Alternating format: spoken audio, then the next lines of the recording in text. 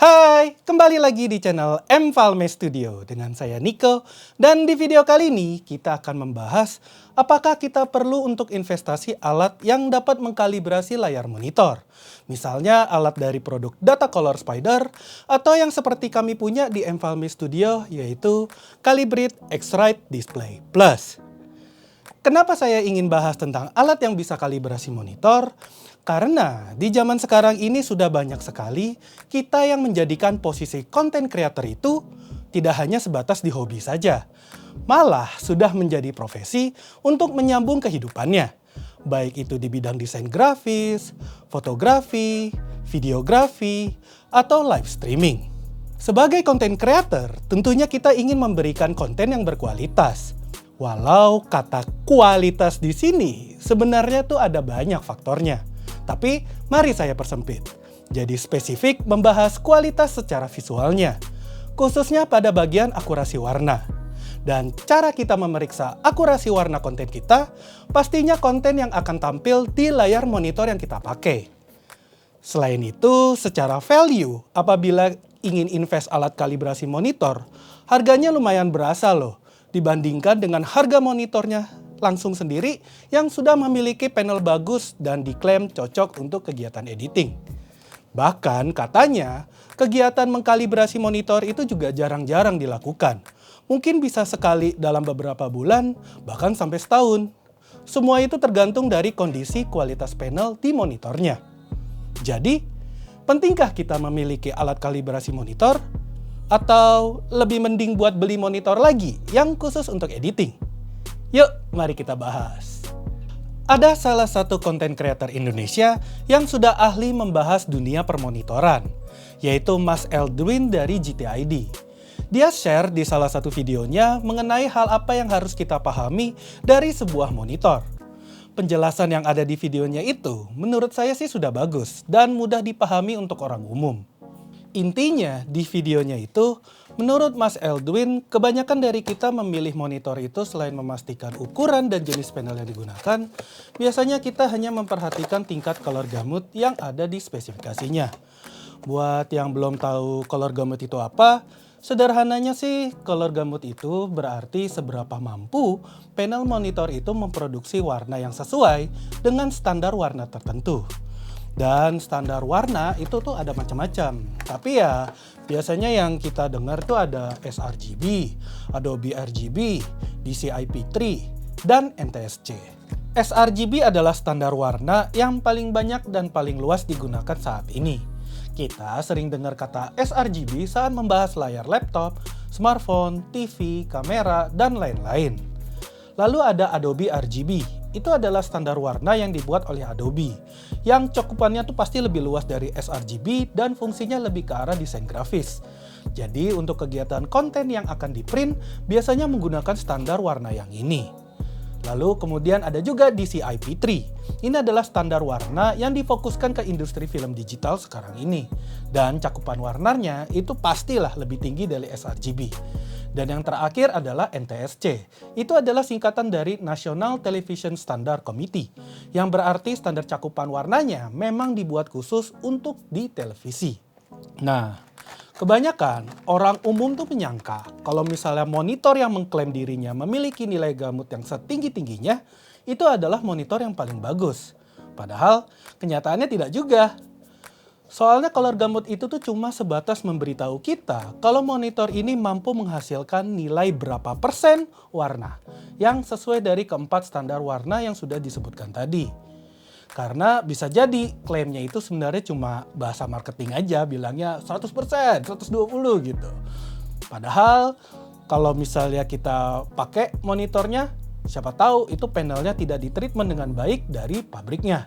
Dan terlanjur sudah didistribusikan ke toko-toko penjual monitor. Jadi pas kita beli, ternyata panel, walaupun panelnya bagus tapi belum ditreatment. Nah, jadi penting nih untuk teman-teman pahami. Kalau monitor yang memiliki nilai color gamut yang tinggi, itu bukan berarti dapat memberikan warna yang akurat. Yang dimaksud dengan warna akurat di sini itu adalah warna yang apa adanya atau sesuai dengan warna yang seharusnya.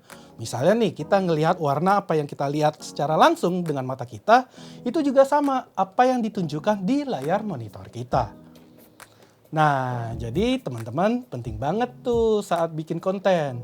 Monitor kita saat disuruh keluarin sebuah warna, misalnya nih ya, keluarin dong warna biru laut gitu. Nah, tapi ternyata sama monitornya yang dikeluarkan bukan warna biru laut, tapi mana warna biru medium. Kalau kayak gitu kan nggak guna juga dong punya color gamut yang tinggi kalau misalnya pas kita minta keluarin warna yang di request malah tidak sesuai. Nah, biar akurat, perlulah monitor kita kalibrasi terlebih dahulu. Selain masalah pemilihan warna, dengan alat kalibrasi juga dapat mengetes tingkat kecerahan atau brightness yang sesuai. Berapa cakupan kontras rasio yang tersedia? Kontras rasio itu artinya perbandingan warna antara warna hitam yang paling gelap dengan warna putih yang paling terang. Dan ada juga white point yang hasilnya itu menggambarkan seberapa natural warna putih yang dihasilkan dari monitor tersebut. Apakah benar-benar putih bersih atau malah agak kekuning-kuningan.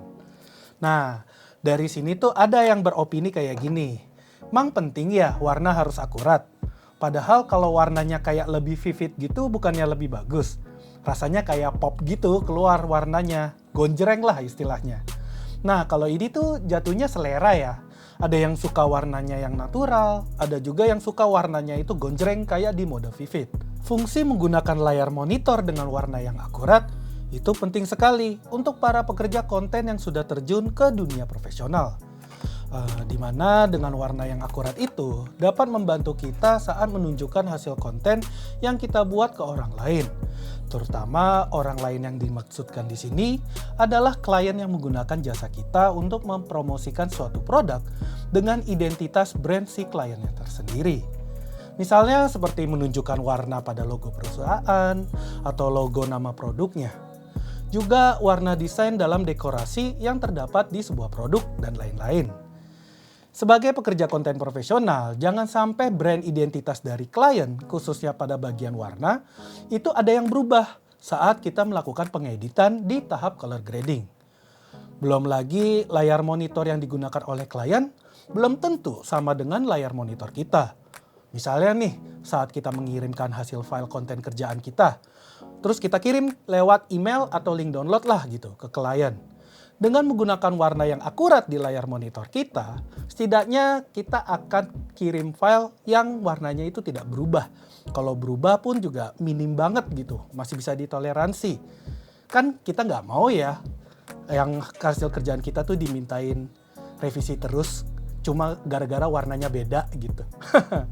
Biasanya ini sering terjadi apabila kamu seorang videographer yang memproduksi video komersial seperti video iklan, itu baik di TV maupun di internet, atau kamu seorang fotografer spesialis foto produk. Selain untuk menunjukkan hasil kontennya ke orang lain melalui layar monitor lain, warna akurat juga membantu kita saat kontennya dikonversikan ke media cetak, misalnya saat melakukan printing, yaitu cetak foto,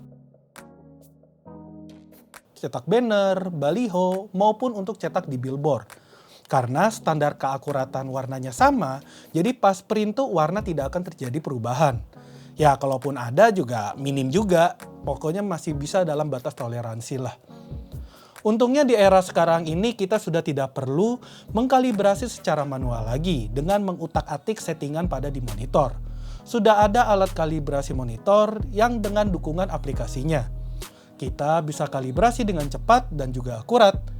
Cara pakainya juga mudah, kita tinggal download saja aplikasinya di website resminya.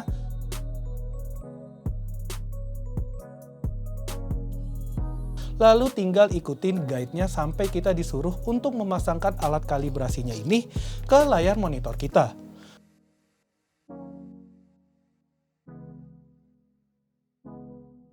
Sisanya ikuti aja nih pengarahan yang dikasih oleh aplikasi sampai selesai.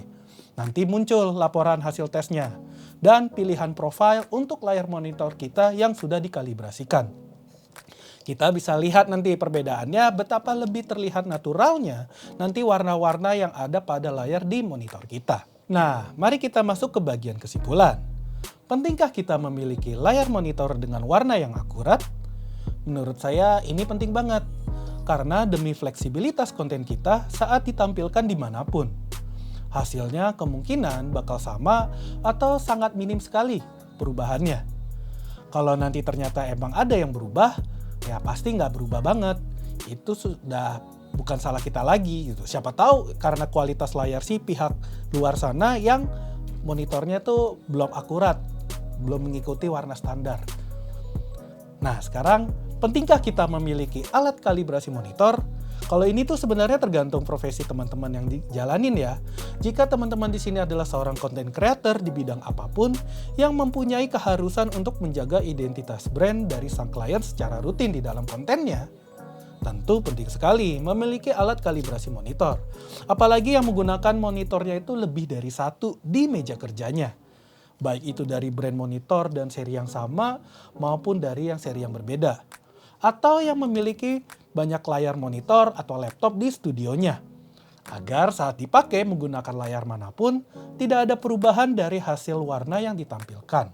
Tapi apabila teman-teman di sini tidak perlu atau jarang-jarang diharuskan menjaga identitas dari sebuah brand dalam kontennya, maka sebenarnya tidak wajib sih punya, karena budgetnya bisa dipakai untuk kebutuhan lain, misalnya seperti upgrade ke monitor yang lebih bagus atau yang lainnya lah.